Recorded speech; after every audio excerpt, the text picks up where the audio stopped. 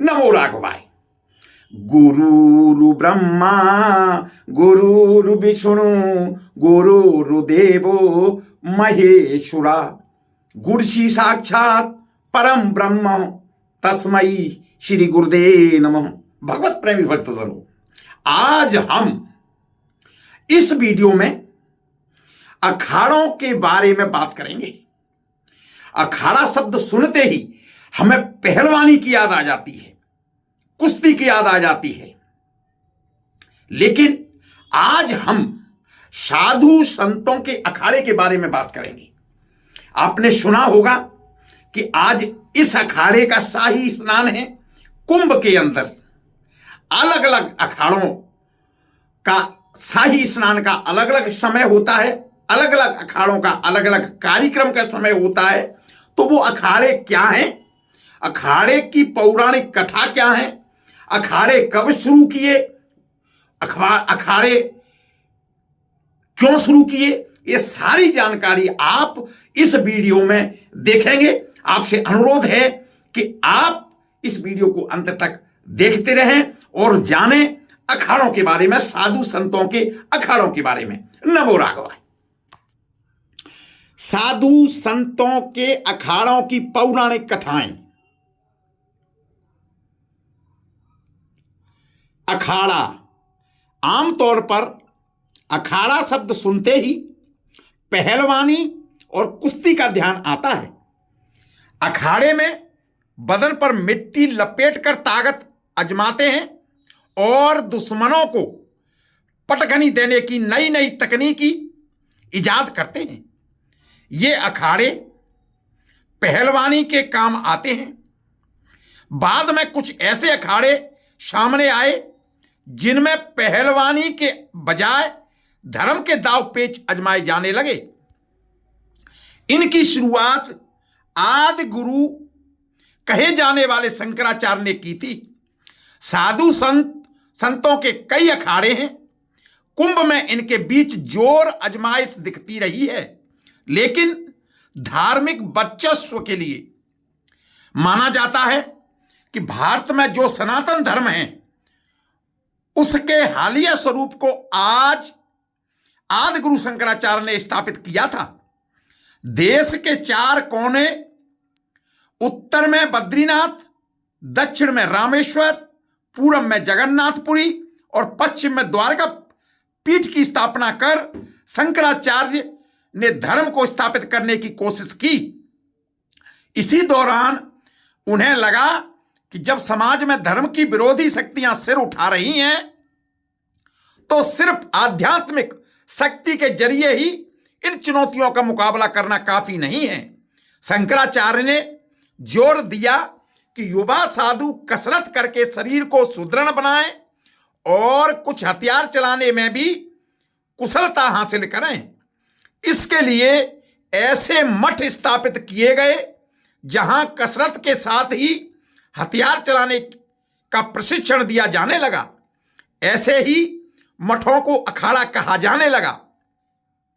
शंकराचार्य ने यह भी सुझाव दिया कि मठ मंदिरों और श्रद्धालुओं की सुरक्षा के लिए जरूरत पड़ने पर शक्ति का इस्तेमाल किया जा सकता है। इस तरह अखाड़ों का जन्म हुआ। शुरू में केवल 4 प्रमुख अखाड़े थे, लेकिन वैचारिक मतभेद की वजह से उनका बंटवारा होता गया और आज 13 प्रमुख अखाड़े हैं। शाही सवारी, रथ, हाथी घोड़े की सजावट, घंटा बाजे, नागा अखाड़ों के करतब और यहां तक कि तलवार और बंदूक तक का प्रदर्शन होता है अखाड़ों में। अखाड़े एक तरह से हिंदू धर्म के मठ कहे जा सकते हैं। अखाड़े अपनी अपनी परंपराओं में शिष्यों को दीक्षित करते हैं और उन्हें उपाधि देते हैं। अखाड़े जहां खुद को हिंदू धर्म के रक्षक के तौर पर देखते हैं, उनमें अनेक बार आपस में हिंसक संघर्ष हुए हैं। यह संघर्ष अक्सर इस बात को लेकर होते हैं कि किसका तंबू कहां लगेगा या कौन पहले स्नान करेगा।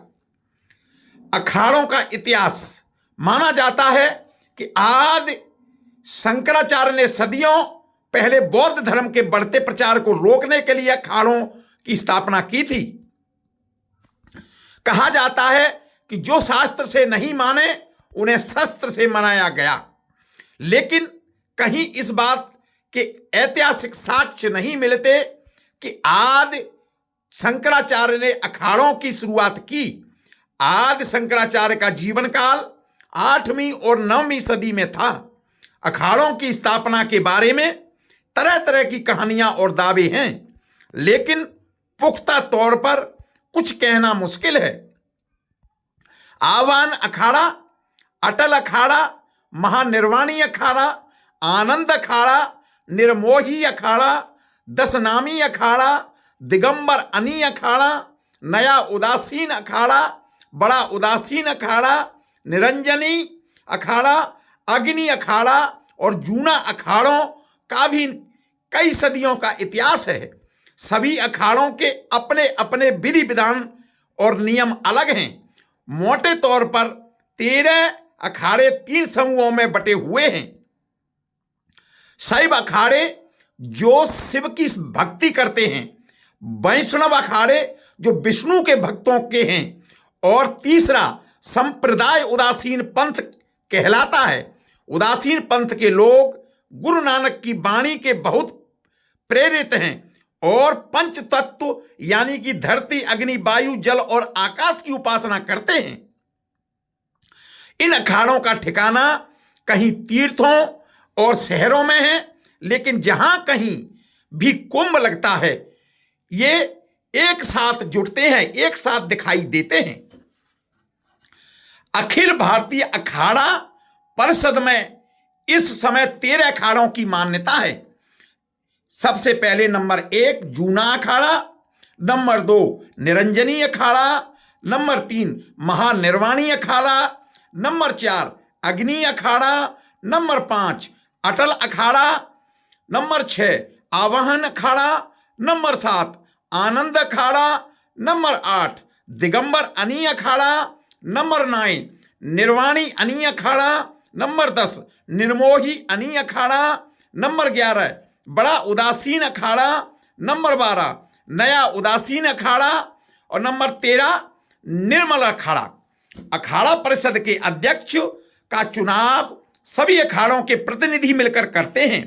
अखाड़ा परिषद के अध्यक्ष के कुछ प्रमुख काम ये हैं: कुंभ मेले में अखाड़ों को जगह और स्नान की व्यवस्था कराना, फर्जी बाबाओं पर कार्रवाई करना, किसी नए अखाड़े को मान्यता देना या किसी की मान्यता रद्द करना। नमो राघवाय। आपने जाना कि साधु संतों के अखाड़े क्यों बनाए गए, अखाड़ों की पौराणिक कथा क्या है, इनकी जरूरत क्या पड़ी। ये सी जानकारी जानने के लिए, धार्मिक जानकारी के लिए प्रभु दर्शन चैनल देखते रहिए। आपसे अनुरोध है, यदि आप इस चैनल पर नए हैं तो आप चैनल को सब्सक्राइब करें, लोगों को भेजें, लाइक करें। नमो राघव।